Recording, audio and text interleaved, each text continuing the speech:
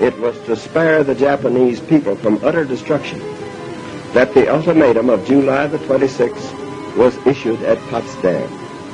Their leaders promptly rejected that ultimatum. If they do not now accept our terms, they may expect a rain of ruin from the air, the like of which has never been. Could a strange substance found by a southwest Arkansas man be part of a government test? Well, that's the question at the heart of a phenomenon called chemtrails, now getting widespread attention. Well, tonight, KSLA News 12 investigation reporter Jeff Farrell shows us the results of testing we had done about what's in our skies. It seemed like some mornings it was just crisscrossing the whole sky. It was just like a giant checkerboard. Bill Nichols snapped several photos of the strange clouds from his home in Stamps, Arkansas. They begin as normal contrails from a jet engine, but do not fade away like a normal contrail. Soon after, he saw particles in the air. You know, because we'd see it drop to the ground in a haze. Nichols then noticed the material collecting on the ground. This is water and stuff that I collected in bowls. I had it set out in my backyard on my dad's pickup truck. KSLA News 12 had the sample tested at a lab. The results? A high level of barium, 6.8 parts per million, more than 3 times the toxic level set by the EPA.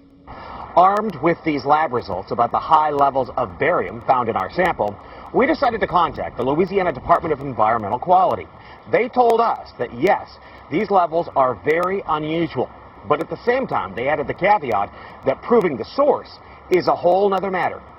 Barium is a hallmark of other chemtrail testing, which even attracted attention from a Los Angeles TV station. There's already no shortage of unclassified weather modification programs by the government. But those who fear chemtrails could be secret biological or chemical testing on the public point to the 1977 Senate hearings in particular, which confirmed 239 populated areas had been contaminated with biological agents between 1949 and 1969. Later, the 1994 Rockefeller Report concluded hundreds of thousands of military personnel were also subjected to secret biological experiments over the last 60 years. But could secret testing be underway yet again? I'd rather it be something inert and benign, you know, something that's, you know, not causing any damage, but I'd like to know what it is. KSLA News 12 discovered chemtrails are even mentioned by name in the initial draft of House Bill 2977 back in 2001 under the Space Preservation Act. But the military denies any such program exists. Jeff Farrell, KSLA News 12 reporting. And, you know, it turns out until 9 years ago, the government had the right under U.S. law to conduct secret testing on the American public under specific conditions. Only a public outcry repealed part of that law, with some exceptions. Now, Jeff's report mentioned high levels of barium linked to those alleged chemtrails. We wanted to find out exactly what effects barium has on the body. We spoke with Mark Ryan, the director of the Poison Control Center. Ryan tells KSLA News 12 that short-term exposure can lead to anything from stomach to chest pains. Long-term exposure causes blood pressure problems. Ryan addressed concerns by chemtrail researchers that barium could be meant to wear down a person's immune system. Anything that causes ill effects in the body long-term, chronically, is going to affect your ability because it's constantly working on the body. So from that aspect, yeah, it's a potential. Ryan says he's conducted research on his own about secret government testing on the public, but he's still a bit skeptical about the alleged chemtrails, at least at the moment, because the Poison Control Center has seen no calls about exposure to barium. They didn't know what it was about. Everybody was going in different directions, and that's the same thing we find here in the aerosol program. The pilots probably don't know what they're doing. The crews that put it in, they have no idea what it was for. We believe that it was sold to governments as global warming fix. We believe that, but it wasn't.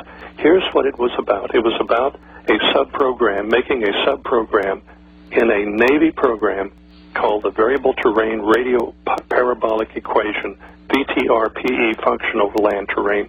That's what it's about. That is what it's about. You've heard all kinds of explanations for 7 or 8 years, but it's for the VTRPE. And it's part of the Radio Frequency Mission Planner. It's a system. It's a computer system, RFMP, Radio Frequency Mission Planner, and the VTRPE programs or a sub-program within that system. And it was first put on the Enterprise and aircraft carriers for battlefield imaging.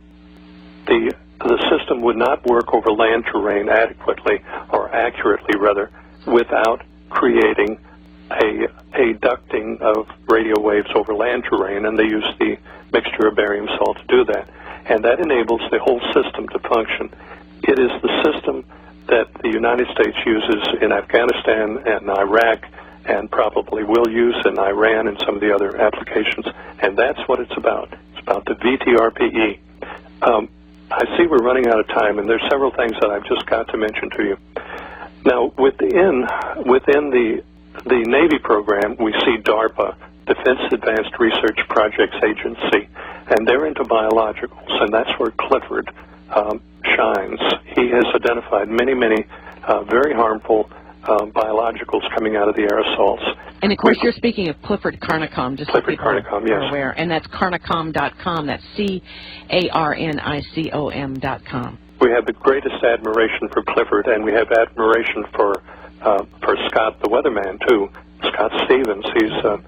He's a man of conviction. We admire him for that. Yes. So DARPA is involved, and DARPA is involved in spraying cities. We caught them spraying Asheville, North Carolina several years ago with a substance called BCTP, developed under one of their contracts at the University of Michigan, and it's an anti-anthrax. So that was one of the first that we saw coming out of the aircraft. They brought them in and sprayed the city. Strange, Art Bell's mother lived in Asheville, North Carolina, and he talked about it on the air, although he didn't fully understand it. Now, here's the killer. Here's the big one. Recently, we've come upon another danger in the atmosphere over America. It has nothing to do necessarily with the Navy VTRPE or the aerosoling. It is an attack on North American weather. The weather is being manipulated from outside of the country. The hurricane that slammed into New Orleans was guided in there. So was the Hurricane Rita and Gaston and some of the others. We believe that the Russian systems that have been developed since the late 50s, early 60s in Russia is the ultimate weapon, and we have no defenses against it. It's called scalar. That's a modern name for the systems. Scalar weapons. There are three divisions of scalar coming against America. One is called energetics, and one is called bioenergetics, and one is called psychoenergetics. The psycho function can actually manipulate mind, thoughts, personalities, and cause astronaut Lisa to wear a diaper driving across the country. Really? That kind of thing, yes. There was an admiral on an aircraft recently that stood up and said to everybody on the plane that he had smallpox, and they took him off the plane. He was in medicine. That was psychoenergetics. It's functions on the mind and mind functions. You can actually insert another personality in the person. The bio comes against living bodies, their biochemistry. And the energetics can come against the Challenger, the Columbia, the Thrasher submarine, where 129 men died. Those were, we believe, we are sure they were attacks by Russian scalar weapons. They're actually interferometer transmitters used in an interferometer way with two transmitters intersecting over North America. That's now, just what's happening. For those that don't understand scalar, would you define a scalar or tell us what scalar weaponry is? It's very complicated. If I read you the definition, you still wouldn't know. But on the website linked with you, the mysterious booms, you will find a link to Tom Bearden, Colonel Bearden in Huntsville. He defines all of that and tells quite a story about it. Tom Bearden has been the Tesla guru for many years. He is highly respected. He is a brilliant man and a great American. Mm-hmm. And he is speaking out also. Or he has in the past. He has in the past, yes. Right, he is not speaking out now. We'll talk about that off the air. I don't want to get people hurt. This is a very dangerous thing to get into. I can't stress that enough. The scalar transmitters in Russia are controlled by the Federal Security Service. It's abbreviated FSB, but it actually stands for the Federal Security Service, the old KGB. and not necessarily under the direct control of the Russian government. It's quite a story to this. The woodpecker transmitters that have been going on for 25, 30 years over North America are part of the weapons system coming against North America. We're experiencing and hearing from people all over the country that are experiencing dizzy spells, and they fall forward to the left. They're dizzy, forward to the left. I'm sure many of your listeners right now are saying, my God, that's happened to me. Well, it's happening all over the country, and that is the manifestation of these scalar weapon systems. The town in Kansas was devastated as a result of guiding and manufacturing that storm. Now, that's going to increase in the rest of this year. The hurricanes were suppressed last year, but hopefully the United States science community will be able to suppress them again. That is the real threat against us right now, is the Russian. Now, other countries have these weapon systems. We are late coming up to speed. We do not have adequate defenses against them right now. I will tell you that Israel stood between the United States and Russia with its defenses. Israel protected the United States on several occasions when we got right down to the line. There's been some white knuckle time with this, and the people are completely oblivious to it. But again, we're sure that the Challenger was taken down, and other aircraft, other commercial aircraft on the West Coast. Alaskan Airlines has been having a lot of trouble running into these scalar fields, but nobody knows about it. Back when I was like 19 years old, I first went into the service. We were in the Philippines, and in intelligence, we would penetrate Chinese airspace on a regular basis. We would penetrate the space to see how they would react, and we would listen to their communications, their military, and we would know something about their defenses.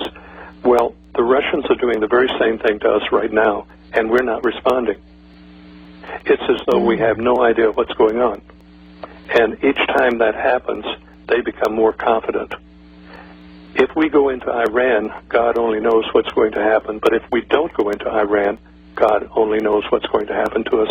So I can see some real desperate times ahead. We also know in the study of this, as I told you earlier, when we started looking at this, there was one door, and then all of a sudden we saw 2 doors, then 4 doors, then 8 doors, and 16 doors, and 32 doors to explore, and that's why it's taken all of these years to do that. We know that atomic devices have been pre-positioned in American cities. We know that Israel pre-positioned atomic devices in Russian cities. So there's some standoff here, but we are in a desperate time, and people are oblivious to it. Well, I'm afraid that you're right on the oblivious part, because people cannot believe that this country would do that because of the facade of, oh, we care about your freedom and we're there for you, and we want to provide the most strong military to protect you. And they hate freedom, and that's why they're after us. And all these phony things that we have been fed. But, you know, there is a paper that was done, and I really appreciate receiving this. It was a thesis by Matthew Doggett that, as I understand, is not on the Internet, about the documentation behind what you're talking about here with respect to this project. And I just want to say, ladies and gentlemen, it's called an Atmospheric Sensitivity and Validation Study of the Variable Terrain Radio Parabolic Equation Model, or the VTRPE, as A.C. Griffith was just discussing. Now, can you just...